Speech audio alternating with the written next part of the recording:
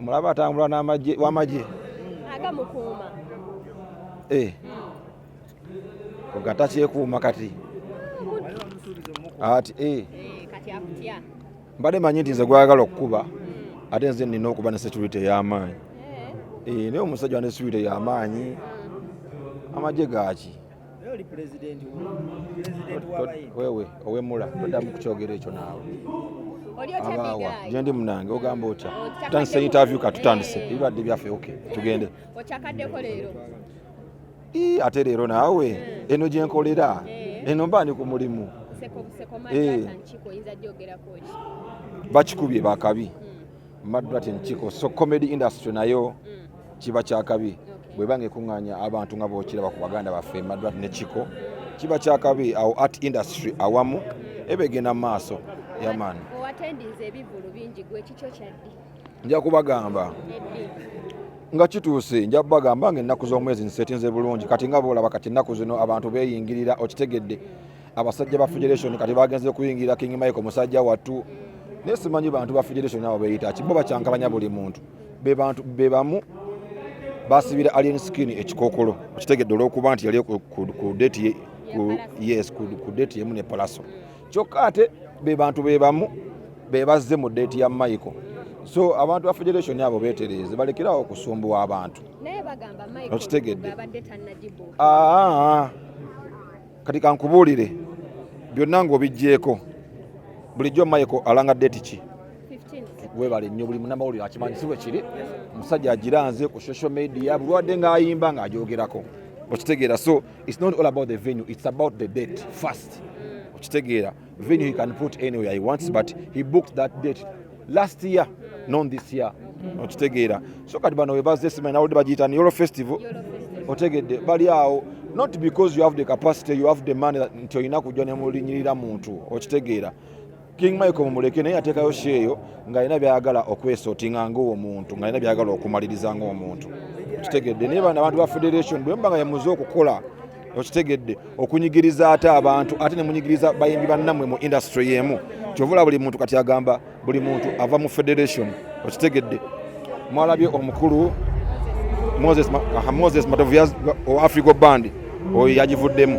okitegeera ate oyo musajja mukulu omanyi eriso ly'omukulu awaddugala wakola ki walaba naye agenza okulaba ng'alaba obufere bungi banayinze nabagamba okitegeera obufere nabulabirawo ne mbagamba be careful right from the start of its formation bintu bya kifere tebiri mu straight line mulaba enregisteringa yaayo nayo yali fake okitegedde ekintu ekirina okuowningibwa associations mwakirabanga bantu babiri bebeetaddeyo mbwe bannanyini kyo man temuzanyira mu industry y'abantu nammwe just like that olwokuba mwe muyina ebyammwe ama mumbuuza ekirala wanje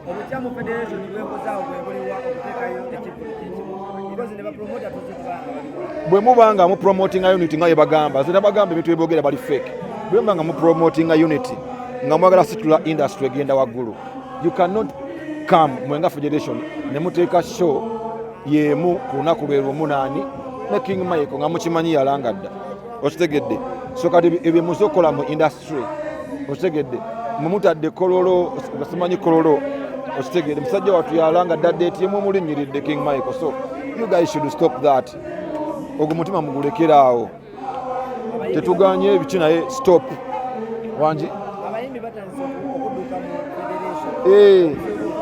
abayimbi baddukamu olw'ensonga nti tebiri mu straight line ebintu bya federation tebiri mu straight line mwe mwagiraba n'engeri gyakolebwamu gwe wali olabyeyo omwana azaala omuzadde yazaala omwana sibe kiri wamma naye kate federation yeyagala okuzaala associations egenze ekola obubondobondo associations bungi buli muntu ali ku federation alina association gyakulembera okugatta industry oba kujawulayawula okujawula buli muntu gwolaba ali ku federation alina ka association kakulembera babufominze obungi simanyi kuliko simanyi kani kakawempe simanyi kabwayise association simanyi machindye simanyi kawala simanyi kyengera bungi bunatete simanyi bunakawa you guys can go to URSB and check mugende mu checking oba nja bibalaga I can post them tomorrow because I have the data.